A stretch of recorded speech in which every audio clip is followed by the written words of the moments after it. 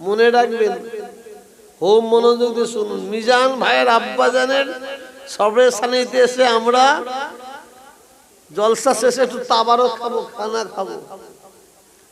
মনে রাখবেন, মিজানুর ভাইয়ের আব্বাজান আমাদের আগে চলে গেছে, আমাদের আগে চলে গেছে।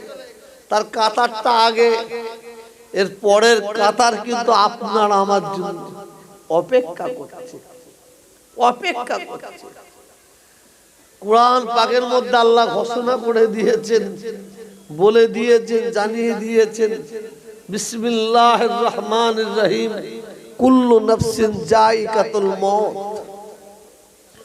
আল্লাহ তাআলা যাকে নাফস দান করেছে ওই ব্যক্তিকে আল্লাহ তাআলা মওতের স্বাদ চাকাবেন, চাকাবেন, চাকাবেন, কোনো সন্দেহ নাই।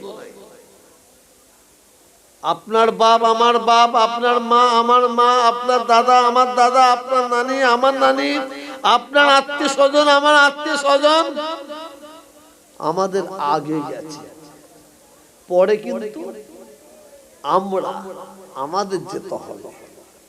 মরবেন অবশ্যই, মৃত্যু অনিবার্য, মওত অনিবার্য। আপনার আমার মওতটা কেমন ভাবে হবে,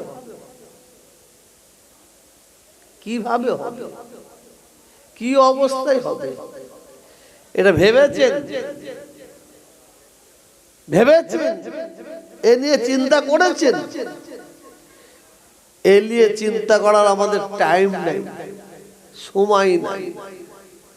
মওত অনিবার্য, ইন্তেকাল অনিবার্য, মৃত্যু অনিবার্য, এতে কোনো সন্দেহ নাই। অবশ্যই মরবেন কিভাবে, কেমন ভাবে? কুকুরের মতন মরবেন, ষোঁড়ের মতন মরবেন, বাঁদরের মতন মরবেন, না মানুষের মতন মরবেন? মানুষের মতন যদি মরতে চান তাহলে আপনাকে আমাকে আল্লাহ এবং আল্লাহ রাসূলের হুকুম আহকাম অনুযায়ী জীবন যাপন করতে হবে। মানুষ খায়, কুকুরও খায়, ষোঁড়ও খায়, বাঁদরও খায়। মানুষ পায়খানা ফেলে, কুকুর পায়খানা ফেলে, ষোঁড়ও পায়খানা ফেলে, বাঁদরও পায়খানা ফেলে। মানুষের বাচ্চা কাচ্চা আছে, শুয়োরের বাচ্চা কাচ্চা আছে, বাঁদরের বাচ্চা কাচ্চা আছে। মানুষ গোসল করে, কুকুরও দেখবেন মাঝে মাঝে পুকুরে নেমে যায়, দেখেন না? ষোঁড়ও গোসল করে, বাঁদরও গোসল করে। তো ওই কুত্তার সঙ্গে, ষোঁড়ের সঙ্গে, বাঁদরের সঙ্গে, জন্তু জানোয়ারের সঙ্গে আমরা মানুষ, আমাদের সঙ্গে ডিফারেন্সটা কি, দূরত্বটা কি? আমার মুসলমান ভাইয়েরা, আমার যুবক ভাইয়েরা, আমার নামাজি পরহেজগারি মুক্তাদি আল্লাহ ওয়ালা ভাইয়েরা, পর্দার আড়ালের আমার মা বোনেরা, কানটা খাড়া করে শুনে নিন। যদি কোনো মুসলমান নামাজ না পড়ে মরে যায়, যদি কোনো মুসলমান রোজা না রেখে মরে যায়, যদি কোনো ধনী মুসলমান হজ না করে মরে যায়, যদি কোনো ধনী মুসলমান যাকাত না দিয়ে মরে যায়, যদি কোনো মুসলমান কালমা না পড়ে মরে যায়, যদি কোনো মুসলমান দরুদ শরীফ না পড়ে মরে যায়, ওই ব্যক্তির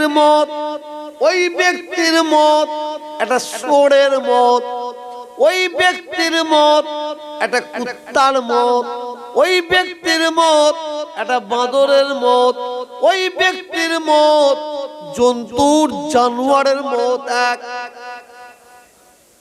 কোনো পার্থক্য নাই।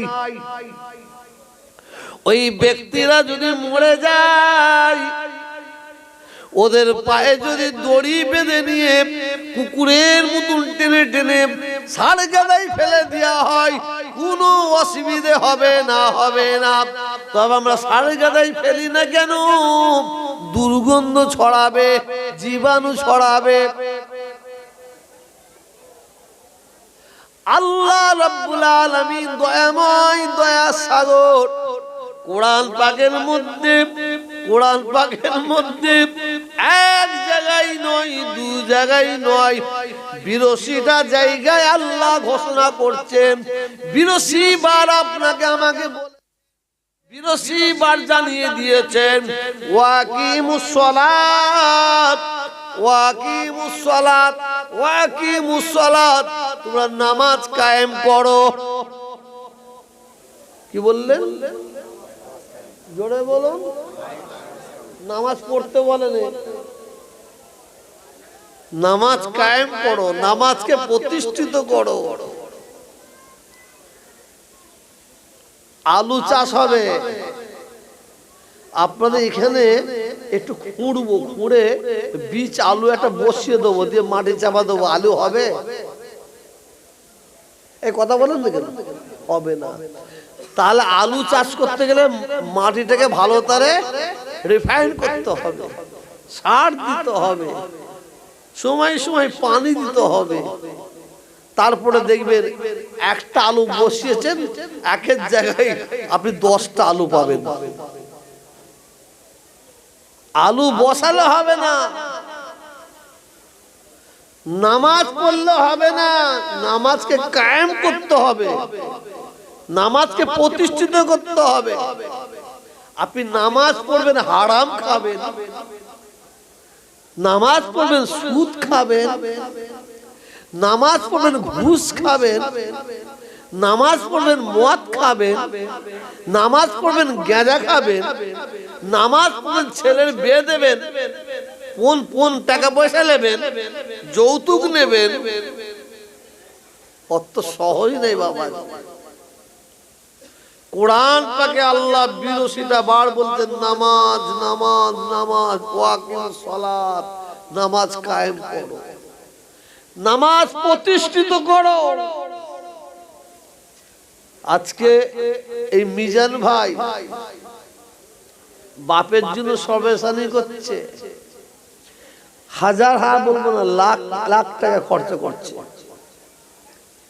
এতে কি মিজানুর ভাইয়ের আব্বা আমরা দোয়া চললে পার পেয়ে যাবে নাকি? আলা হযরত মেজো হুজুর পীর কেবলা রাহমাতুল্লাহ আলাইহি, আমাদের পীর মুর্শিদ কি বলেছিল শুনুন। আলা হযরত মেজো হুজুর পীর কেবলা রাহমাতুল্লাহ আলাইহি বলেছিলেন, বাবা পিঠ কুটকুট করছে, নিজের পিঠ কুটকুট করতে নিজে চুলকে লাও। এটা বুঝবেন, নিজের পিঠ কুটকুট করতে নিজে চুলকে লাও। বাপের 3টে ছেলে, কটা বললাম? পিঠ কুটকুট করছে, বড় ছেলে বলছে চুলকে দে, তো ও চুল কাছে বলছে ডান দিকে দে, আর হাঁটা তোর আটু নিচে না, মেজেগো বলছে বাবা তুই আয়, ও চুল কাটছে, ও ডান দিকে মার, বাম দিকে। ছোট গো বলছে তুই চুলকে দে না বাবা, ও চুল কাটছে, বলছে ডান দিকে দে, এটা হয় না, হয় না, এই কথা বলেন না। আর যার পিঠ কুটকুট করতে সে যদি হাতটা লাগাই ঠিক জায়গায় যাবে। মুফতি আজম মেজো হুজুর কেন বলছেন, বাবা পিঠ কুটকুট করছে, নিজের পিঠ নিজে চুলকে লাও। আজকে মিজান ভাই তার বাপের জন্য সর্বেশানি করছে, আমি করি আপনি করেন, এটা হচ্ছে আলহামদুলিল্লাহ। কি বললাম? এটা হচ্ছে আলহামদুলিল্লাহ। এমন ছেলে রেখে গেছে, বাম্মার জন্য 2টো কোরআন শরীফ কিনে দান করছে, 2টো হাফেজ সাহেবকে খাওয়াচ্ছে।